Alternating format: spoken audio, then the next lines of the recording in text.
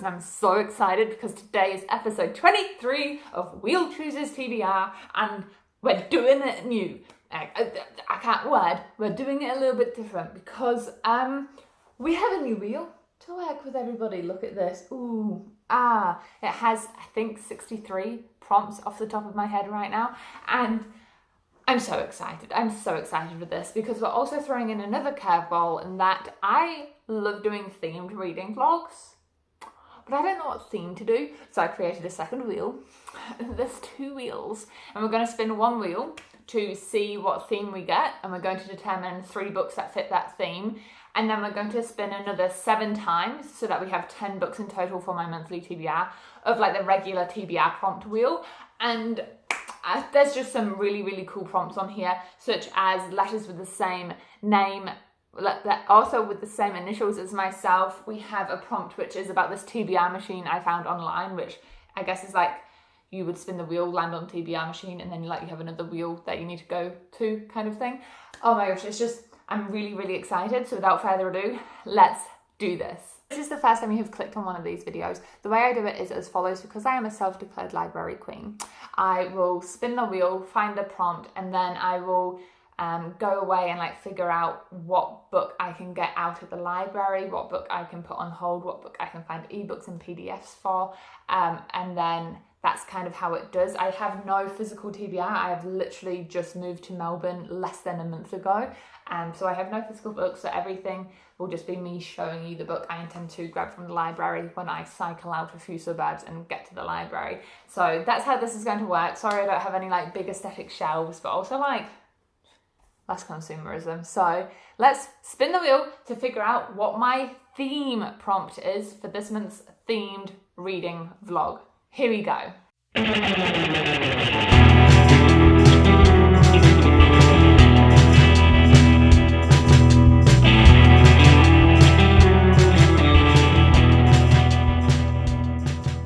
Ooh, okay. So this is, what I mean by this prompt is I've started a book and then I've put it down, and rather than putting it down as like DNF, I did not like this, I'm putting it down as, I think I could get into this.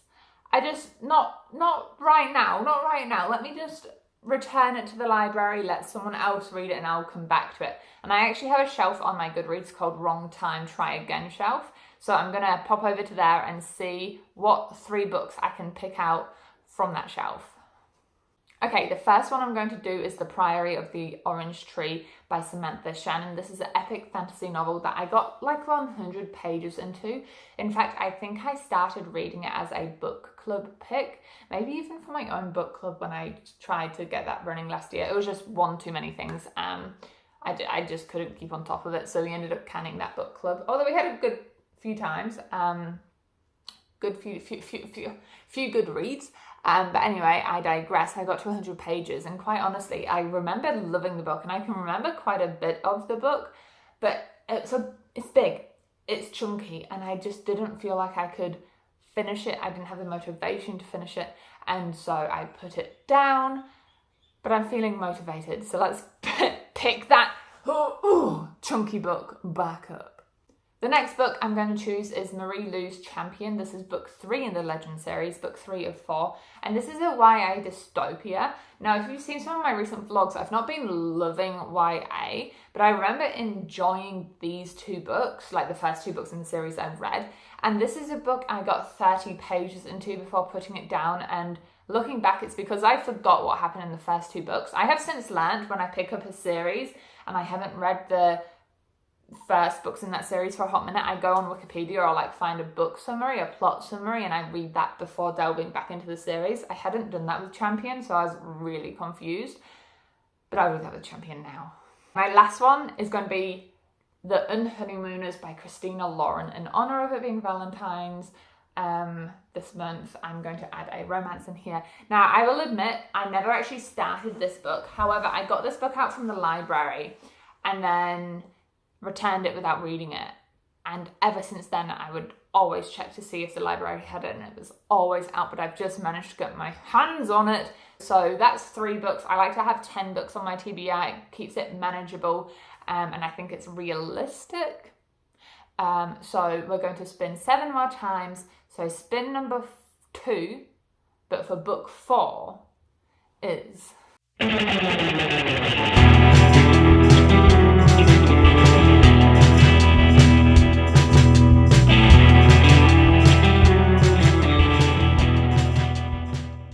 LGBTQIA+ main character. Okay, awesome. I have a big shelf of LGBT on my Goodreads. I'm going to check that and see what I want to read. Okay, I'm going to go for Dark Dawn by J. Kristoff.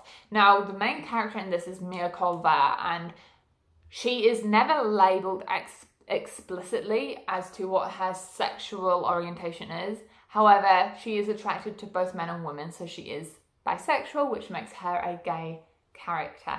Now, this is also book 3 in the Nevernight series. I've added this to my TBR like so many times because I keep meaning to read it and then I start it. In fact, this could have been one for the themed reading blog too. I keep starting it and then putting it down, but I'm making myself do it because one of my big goals is to diminish the amount of series I have on the go. It's over 20 at the moment. So I am going to hit 2 birds with 1 stone, finish a series and read a book where the main character is gay. If you don't know what the series is about, it is basically, think of it like Assassins.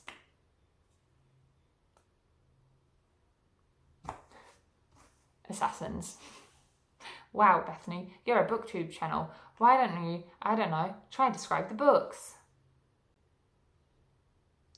Let's just spin for book number 5, shall we?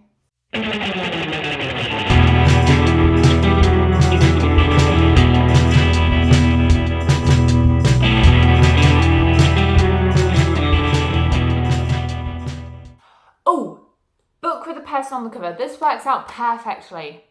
I know immediately what I'm going to do, and that is Helen Huang's The Bride Test. This is book 2 in, what's actually the series called? Book 2 in the Kiss Quotient series. This one is a book I am going to buddy read with Rachel Reads. And again, in the spirit of it being February, it's another romance.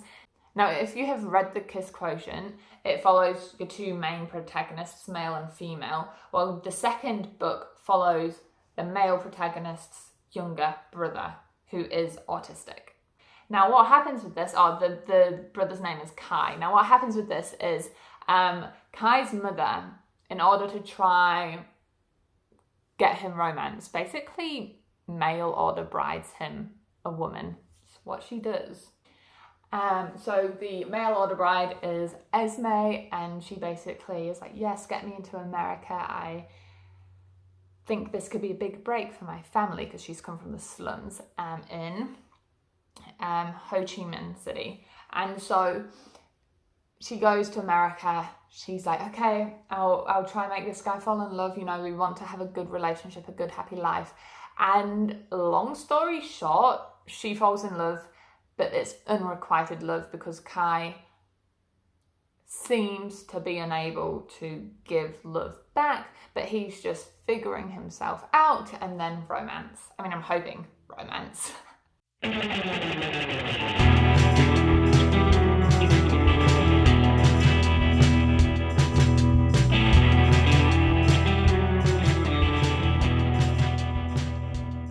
Okay, for this one, I'm going to go with Bunny by Mona Awad. Now, this was a book I originally added to my list because of Kayla from over on Books and Lala, and it just sounds really weird.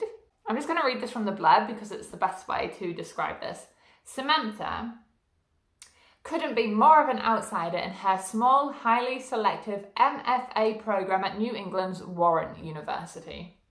She's a scholarship student and has quite a dark imagination, and she kind of hates everyone at the university because they're all basically really like twee and call each other Bunny, like the nickname. They call each other Bunny.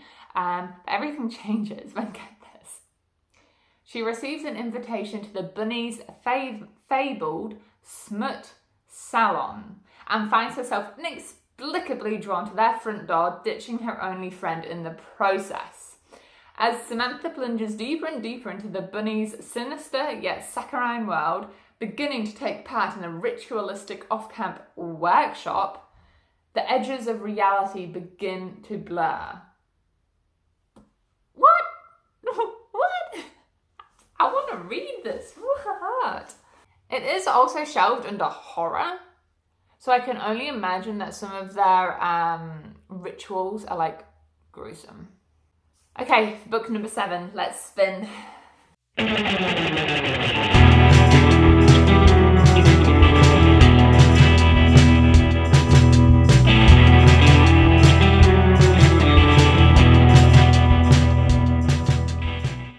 Oh, awesome, a main character with a disability. Now I'm going to take this to mean a mental or a physical disability. I will completely admit that when I add books to my TBR, like of course I read the blurb and I'm interested, but I can't remember what every single book in my TBR is about. So I think I'm actually just going to straight up Google books where the main character has a disability and see what comes up. Okay, I actually found an article on BuzzFeed, I'll leave it linked down below. Now, the blurb that they give me on Goodreads doesn't talk as much about as the main character's disabilities as the BuzzFeed article does. So basically we're in a small town called Bern and the Mitchell triplets are born, and there are 3 Mitchell triplets. And this story is about how their little town, the water turns green. There's a whole like mystery around it, and it's big news because Bern is such like a small town, so anything is big news. And then people move into this small town for the first time in years, and then secrets are uncovered. But the disability comes in with how Mab, the eldest triplet, is the eldest and able-bodied. Monday, who I believe is the middle triplet, is autistic. And Mirabelle, I believe the youngest triplet, is a wheelchair user and speaks with the assistance of augmentative and alternative communication devices. So those are where part of the disability comes in. And also that water I mentioned is poisoned, and it leads to many children being born with disabilities too. Okay, let's do this again. We'll choose me, what book are we up to? Book number 8.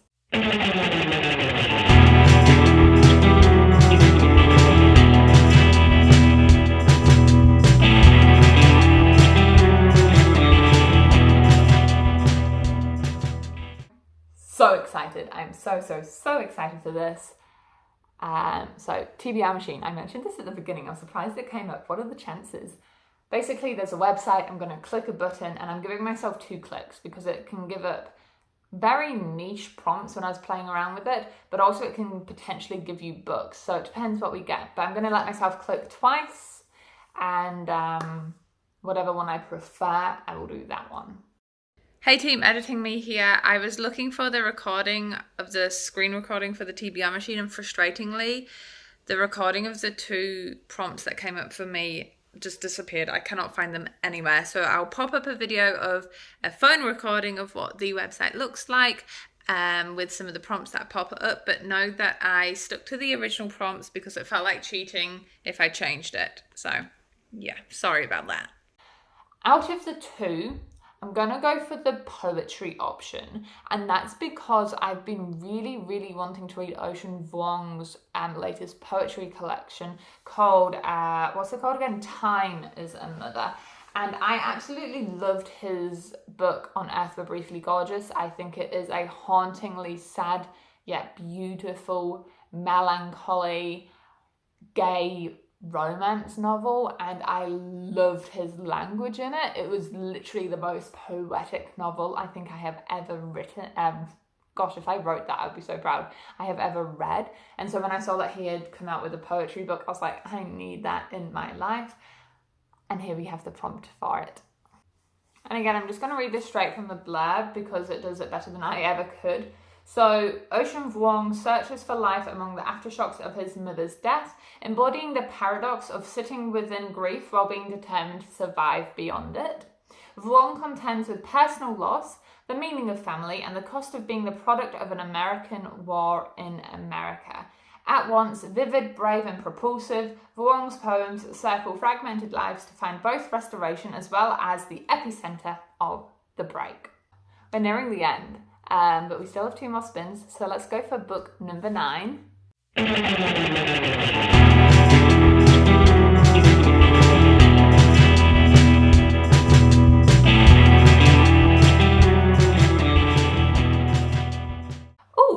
Blue or green cover. That gives me options. I'm just going to troll through the books on my want to read shelves and I'll be right back with you. Guys, how does my library still have a copy of Lost in the Moment and Found by Sheena Maguire? I thought it would be snapped up. I thought it'd be so snapped up. But I got my hands on an ebook and I'm so excited for this. This is book 8 in the Wayward Children series. And I love this series. I talk about it a decent amount of times. If you haven't heard about it yet, just think of it this way. Children find a random door.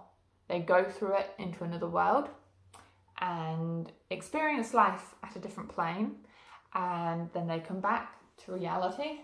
And that's where the home for wayward children, like the school for wayward children is. And they all have to try to come to terms with no longer, they generally cannot access their world anymore.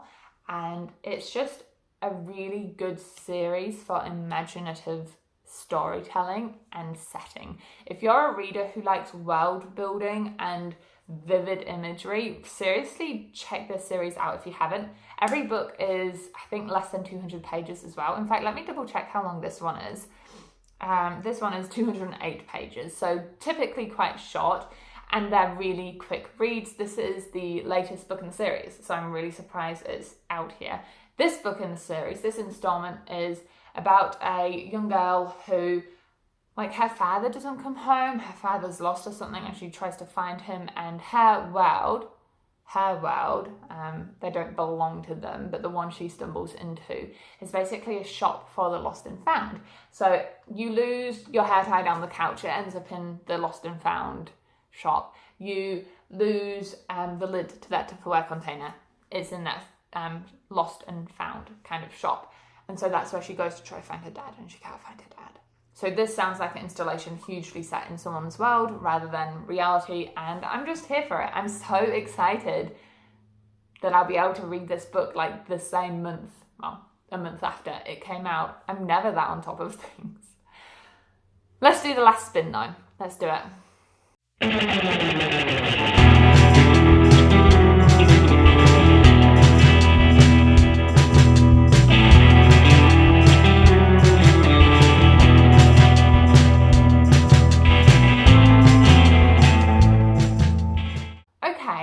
Random letter generator.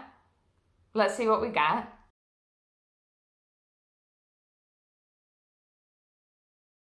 G. By the way, rule of thumb, whenever I do this, I never count the word the. And that's just a neighbour leaving. I don't count the word the in the title. So the G could work, or just G something. Again, I'm just going to have a scroll through the books I want to read. Okay. The Gathering Dark. This hits so many nails on the head. First of all, G. Second of all, it's an anthology, which is one of my goals this year, to read more anthologies. And thirdly, it hits the nail on the head for February's Buzzwordathon, which is the prompt verb. Gathering is a verb. I suppose looking at the list of other books I've got, Lost. I am lost. Lost is a verb. But I kind of forgot about the Buzzwordathon. But this works out perfectly, so here we go. The Gathering Dark is an anthology, so I could sit here and list all of the authors, but we would be here for eons. Just know that this is, how do I word this? Honestly, I feel like I could save this for October because it's a very spooky, atmospheric sounding read, but I'm gonna read it now. This is basically an anthology about hauntings. Okay, so it says down here, lurking in the places we once called home, hauntings, horrifying secrets, isolated bridges, A lake that allows the drowned to return. It's basically a short story collection of horror books. And honestly, these kind like coming from like with my teacher hat on, if these are good and not too dark and creepy, these are great books to read to students because they're so manageable just to read them a short story every now and again. And it gets them really going for creative writing and stuff. So that's another good reason for me to be reading anthologies, is they're great for teaching as well. But there you go. The only author on the list that I recognise here is actually Chloe Gong, who is a Kiwi, who wrote The Tallest Poppy. But yeah, I don't recognise any of the other names, so it'll be interesting to read this. I also just want to throw in here, I'm not going to spin for it, but I put on hold The Crown of Gilded Bones by Jennifer L. Armentrout, which is book 3 in the, what's the series? Blood and Ash series. On hold a wee while ago, and it's come through. So this is also on my list. I'm not going to delve into it too much because honestly, I feel like it's really saturated and everywhere, but I'll be trying my absolute hardest to leave all the Goodreads links down below for any of these books. And just for fun, I'm going to do a spin for you guys just for old time's sake. So if you guys want to join in the game, I'm going to spin the TBR prompt here, and it's your spin, guys. Spinning the wheel for my wonderful subscribers.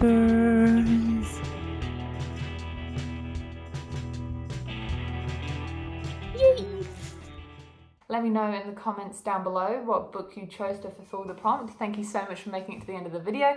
If you want to stick around and see the vlogs, I am doing my absolute hardest to vlog like every book I'm reading. So let me know if there's any book from this list you particularly want a vlog about. Other than that, enjoy all the places you go on your own reading adventures, and I will see you in the next one. What's this? Bye. Oh, and let me know what you're reading this month. Okay, bye.